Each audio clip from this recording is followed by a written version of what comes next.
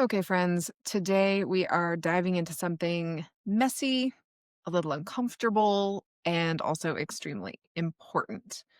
I'm going to call it the People Problem 2026 edition. And yeah, I know it's not quite 2026 just yet, but it's like December 8th when I'm recording this. So it's basically 2026 right now. And I wish this was a nice, simple episode with a title like The Three MarTech Tools That You Should Buy Right Now. That might not be really good advice, but at least it would be simple. But instead, today we're going to have to unpack a triple threat of issues that are quietly shaping the future of marketing and marketing agility. And that's going to continue into 2026 and well beyond. And those three issues are number one, job hugging, which is people staying put out of fear and what that means for skills and growth and agility. Number two, skills and capability gaps, especially around leading through volatility, upskilling, and AI adoption.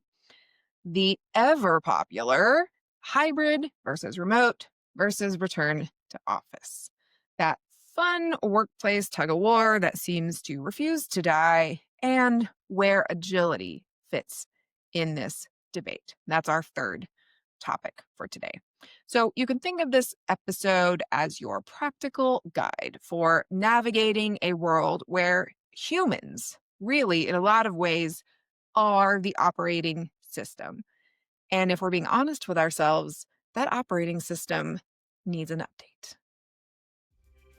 Welcome to the Agile Marketing Edge, the first podcast dedicated to turning Agile theory into real-world marketing breakthroughs. I'm Andrea Fryrear, CEO of AgileSherpas, and your guide on this climb to smarter, faster, outcome-driven marketing. Every week, we unpack the what, who, and how behind Agile marketing, from building high-velocity workflows and slashing waste to measuring what really matters and scaling success across teams. Hit follow wherever you listen, and let's carve the next switchback together. Okay, you can probably figure out that this week we are sitting squarely in the people part of the Agile marketing operating system. And if you follow along with the Agile Marketing Edge newsletter, which is called Beyond the Edge, where we dive into the topics from this podcast into more depth, you will know that we have been in the most recent issue talking more about how people are really the underlying cause, the root issue in a lot of the topics that we have been touching on recently.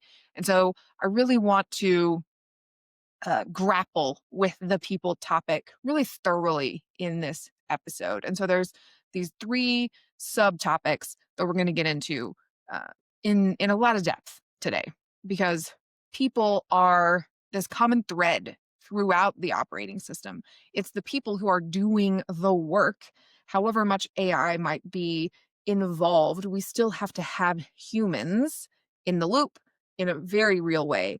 And the effectiveness of how those humans work, either alone or together, underpins everything. So we're getting really deep into the people part of the Agile marketing operating system this week. So let's start with subtopic number one, which is job hugging, otherwise known as I hate it here, but it feels safe.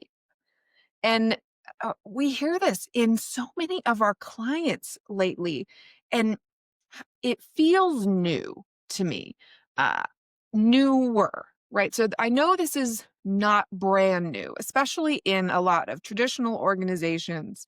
People have stayed for decades. This is not a new phenomenon. But I think something that is newer is the fact that people are staying put now out of fear. They're staying because they're scared. And a recent report from Monster seems to be bearing this out. What they found was that 48% of workers said they're staying longer at a job than they otherwise would because they want stability and safety. And I mean, that makes a lot of sense because some days it feels like we're living in a world that is a Jenga tower built by toddlers right now. And so prioritizing safety and stability doesn't seem like a bad idea. But there is definitely some not good aspects to job hugging. And in that same monster survey, they found that 94% of those same workers who are doing job hugging admit that they are feeling a downside. So, for instance, 26% of job huggers say that they are missing out on potential higher pay by staying at a job because they want stability. 25% say they are burning out because they aren't getting stimulation. There's no change or new work to be done. And 25% say they feel stuck and there's limited advancement in their current role. And we've talked about status quo bias, both here and in the newsletter before. And this is really textbook status quo bias. And that's that cognitive little gremlin in our heads that convinces us that not doing anything, not moving, not trying, not changing is the safest option, even when staying put is quietly eroding our skills and draining our energy and short circuiting our career trajectory. And this is especially true in marketing right now, where everything is changing all the time. And so job hugging can have real implications for marketing agility. So I think the $1,000,000 question for us is job hugging good or bad for agile teams? And I think the answer is yes. Right? It can be good and it can be bad depending on the situation and how we handle it. So let's start with the pros of job hugging, because it doesn't have to be a bad thing, because it does give us stability. And for agile teams especially, that can be a really positive thing. We like long-lived, stable teams in an agile environment that allows us to build rhythm. We get more maturity in how we work together. We get comfort, psychological safety. We get alignment and shared context, right? And once we have these long-tenured team members, they can be culture carriers. If the culture is healthy, that's really good. They can be the ones who can kind of pollinate newer members and make sure that the culture gets disseminated in a good way to everybody. So now we have everybody working in the same way with the same shared set of values and priorities. But it's not all, puppies and kittens and rainbows. There are definitely some big cons here as well. And we saw them in the monster survey answers, right? And it's things like stagnation, because job huggers are going to be less likely to put themselves out there in a risky way. They're not going to stretch into new skills. They're not going to put their hands up to experiment with new ways of working or try out risky projects because they're prioritizing stability and safety. So they may drag the rest of the team into their stagnation if we let them. And at the same time, we might see capability gaps widen because people are not stretching, especially as we're seeing AI continue to push and demand new capabilities. If this is happening across large swaths of our team, we're going to fall further and further behind.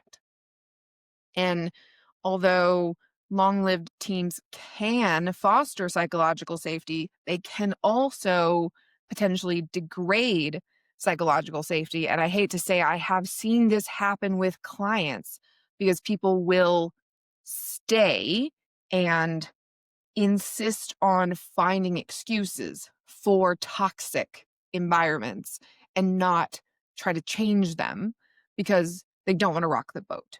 And so that can actually erode and degrade psychological safety.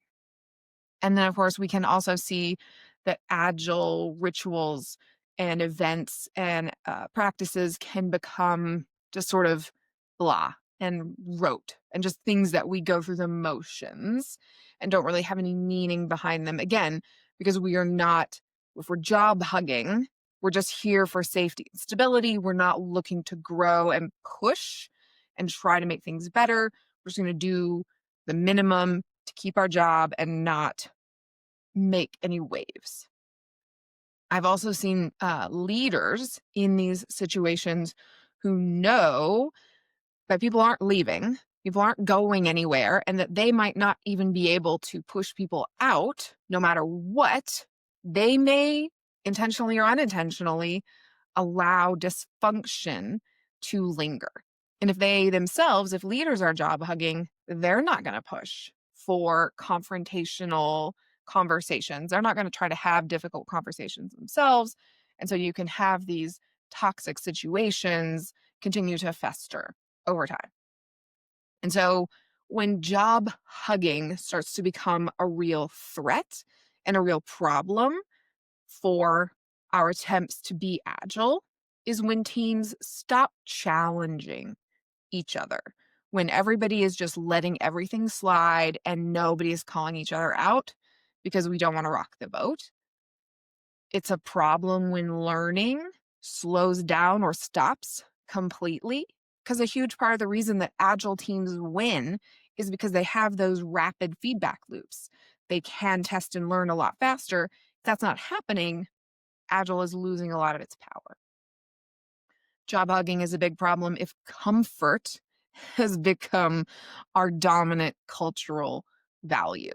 If we're just here to be cozy and do as little as possible to not get fired, like that's not fun work. That's not challenging work. That's not work that's going to, especially in marketing, differentiate us in any way. That's a big problem.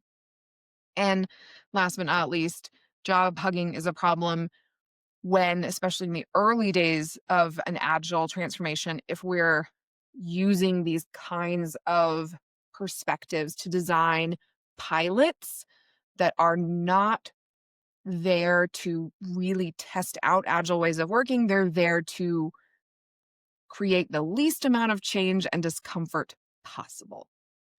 That's not really the purpose of a pilot, but in a job hugging environment, that's what a pilot is going to be set up to do.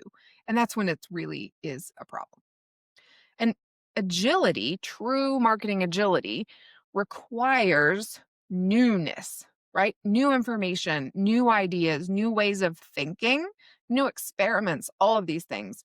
But in a job hugging environment, in a place where everybody's just holding on and trying to do things that won't disrupt, you end up with this kind of cozy, slow, risk-averse ecosystem that is counterproductive. It's counterindicative for agility. So job hugging can, in some instances, support agile ways of working, but only if we are very deliberate about how we leverage these kinds of situations to be supportive of agility. In more cases, if we are lackadaisical about it, it can be a really big. Okay, people problem topic number 2, skills and capability gaps. And now I'm gonna come out with a bit of a spoiler here, because the number one skill that is missing in marketing right now is not AI fluency. And that's not just in marketing, actually. That's across all functions in the Fortune 100. That is not what people are struggling with. And it's not even MarTech mastery. It's not the ability to bring in new tools and technology. It's not even data manipulation, data science, none of that. The number one skill that the Fortune 100 says they're missing right now is the ability to lead in a volatile environment. And this is according to research from Ohio State's Angus Fletcher. And honestly, this super tracks for me. The more that I talk to CMOs and senior marketer leaders, the shift that I'm seeing is this need to really unlearn their old patterns and to be okay with not having all the answers, but to act anyway. This these old command and control styles and this need to have total and absolute certainty, or the I add value here by reviewing everything or knowing everything, just is not how leadership works anymore. But if that's how you got where you are, it's really hard to let go of those kinds of behaviors. But what leaders have to do now in order to be able to lead through volatility, you have to embrace agility, kind of lowercase a agility, not necessarily working in agile frameworks, but being responsive, being adaptable, and learning all the time. Setting aside real chunks of time to educate yourself and to learn how to be different in a different world. If you're curious about exactly what that looks like, we do have an episode on exactly what CMOs need to unlearn. So you can go back and listen to that. We dug into a lot of specifics on what's holding CMOs back right now and how you need to be different to be an agile CMO. So let's talk a little bit more about the state of skills in 2025, because there are some real sobering stats around this.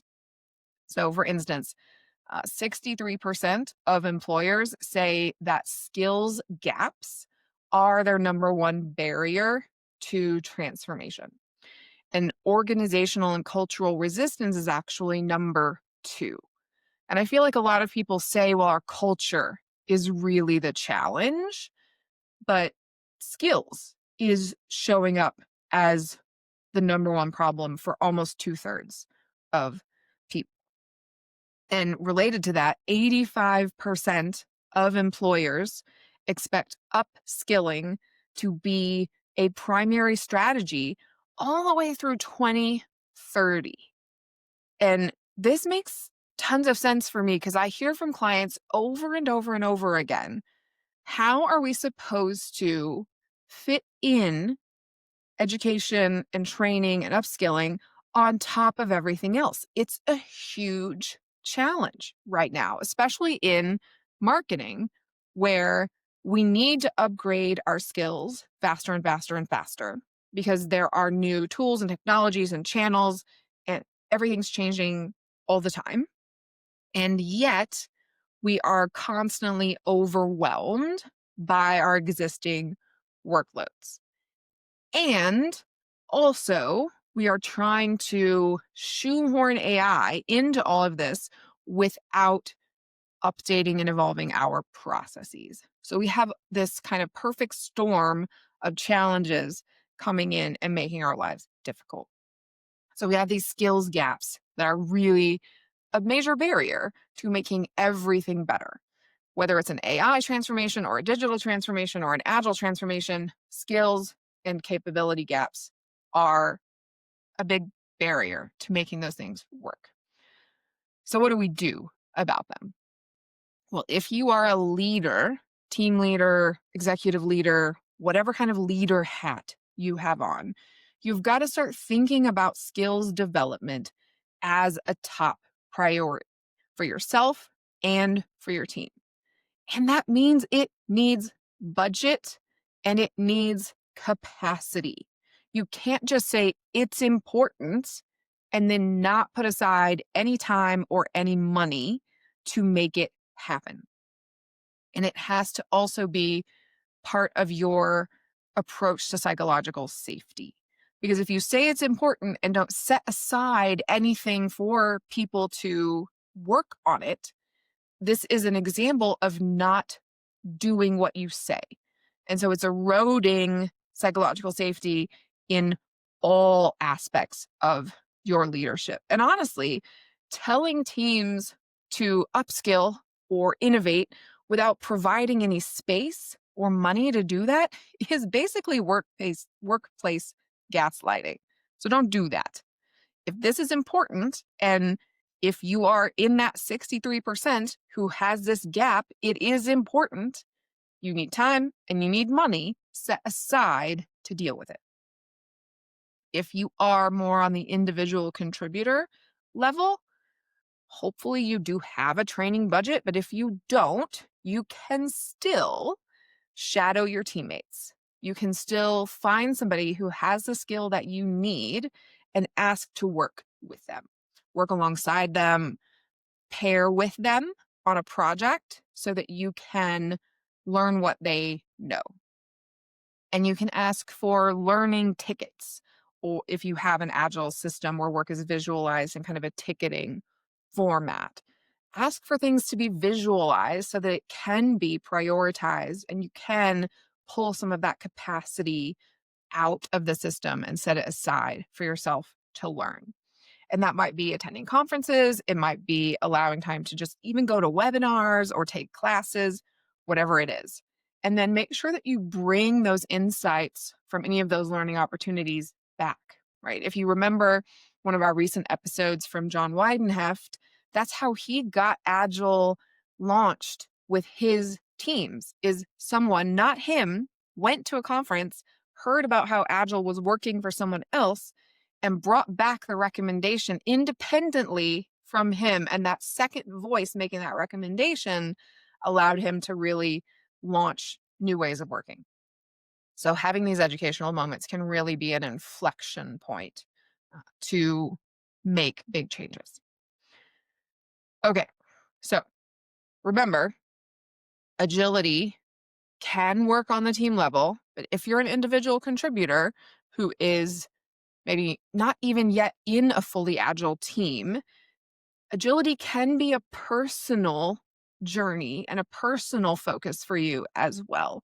And this is a big deal because, as we've been hearing, the ability to lead in a volatile environment, the ability to adapt to changes, these are key capabilities that employers are looking for. So your future employability depends on your adaptability. And leaders, your team's future depends on its combined adaptability. So set aside the time to upskill your people. That's the only way to make sure that you're going to stick around and that they are going to stick around.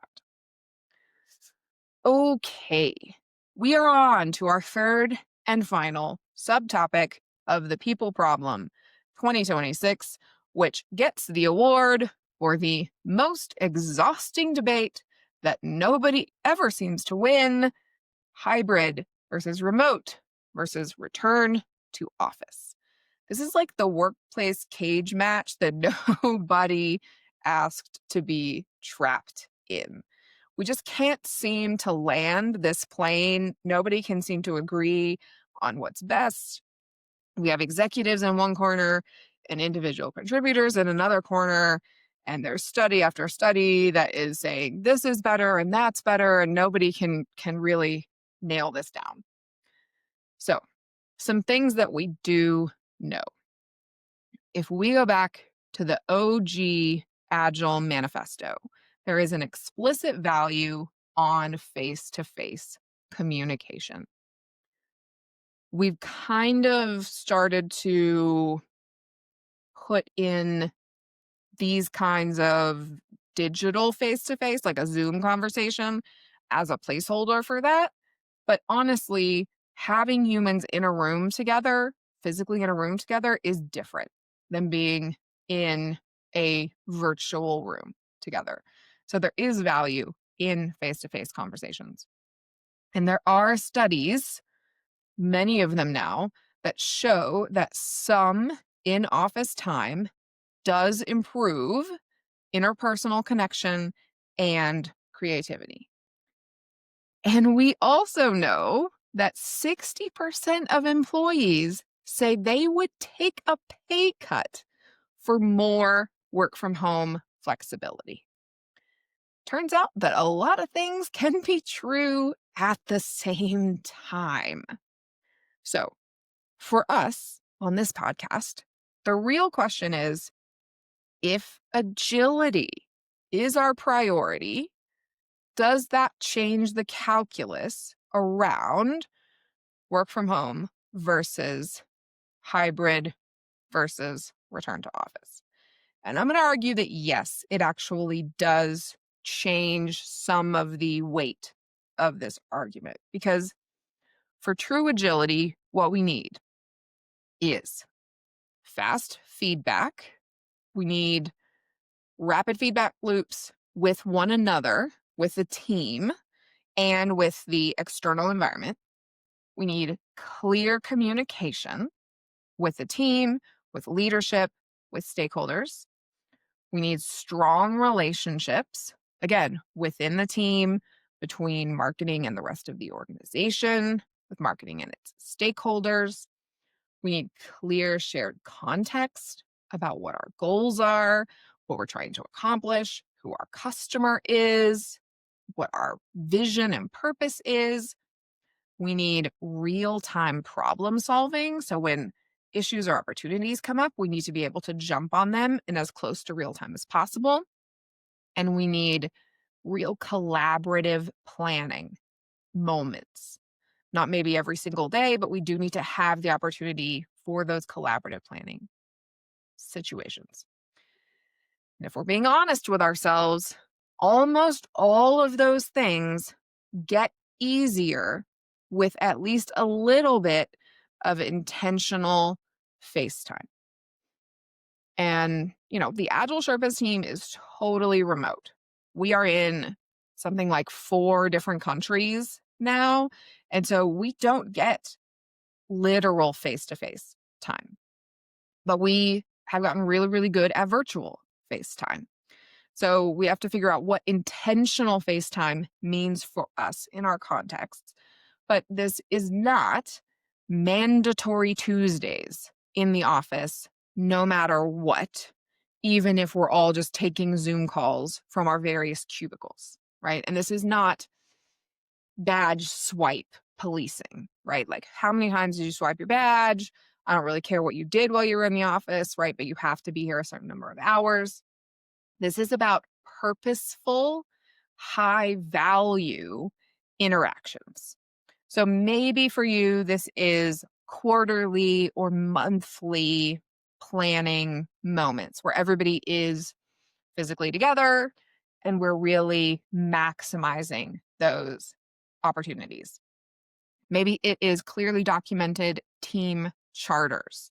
These are great documents to make it really clear about what are our working arrangements, what are the expectations, and how are we going to maximize all of those.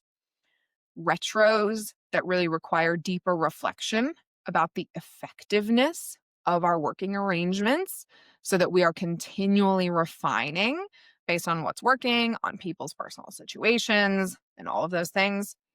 And really, working sessions where our alignment and our connection is the most important thing, not our physical location.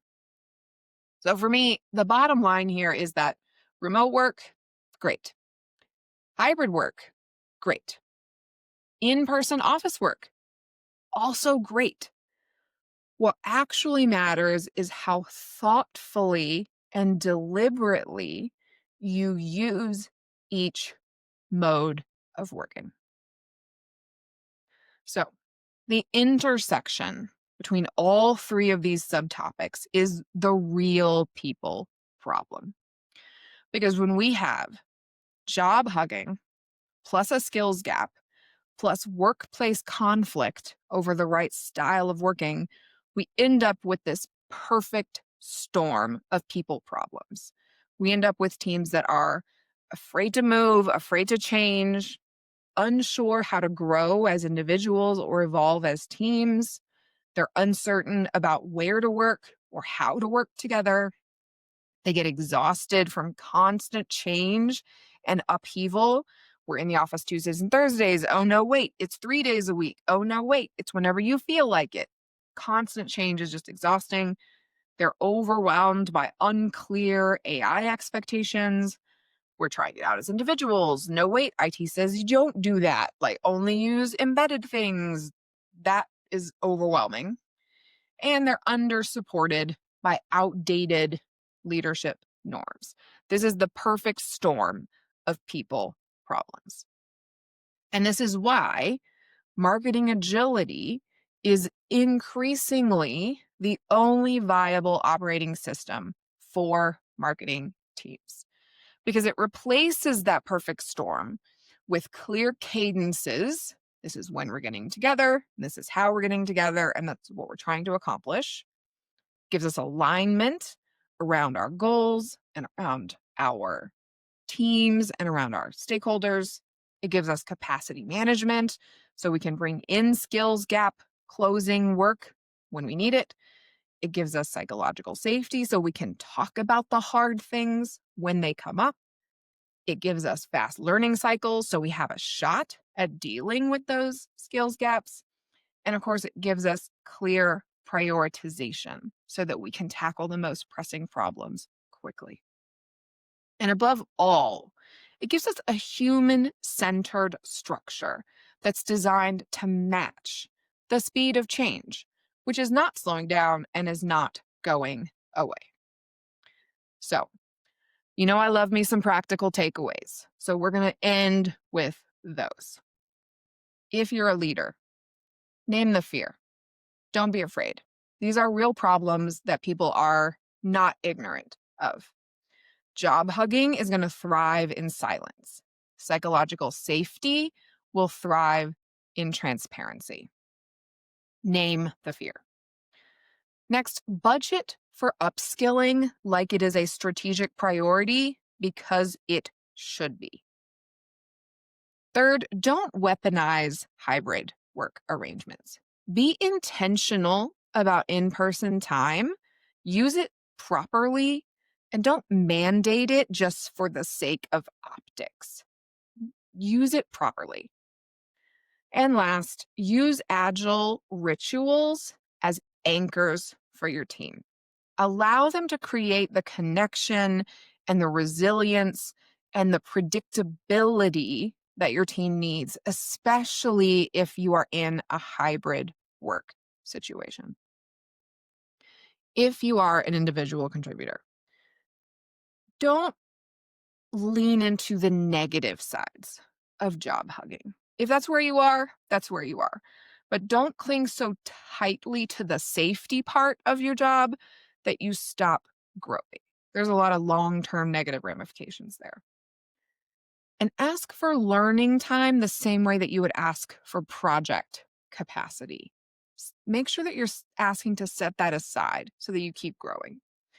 And lastly, work hard to really build cross-functional relationships. That's inside of marketing and outside.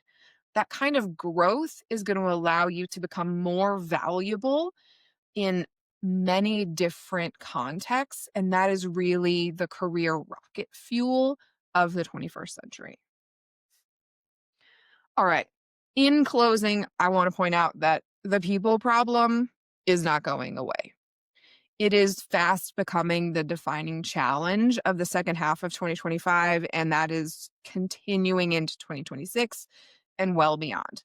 But the good news is that people are not obstacles to agility. People are agility. And when we lean into transparency and continuous learning and smart collaboration and human-centered leadership, we can create marketing teams that can thrive no matter what the future holds. If you need help supporting your people, building their skills, or navigating the hybrid circus, of course, the AgileSherpas team would be honored to help you. You can find ways to contact us and resources for free at AgileSherpas.com. As always, until next time, I'm your host, Andrea Fryrear. Remember, the struggle is real, but so is Agile marketing.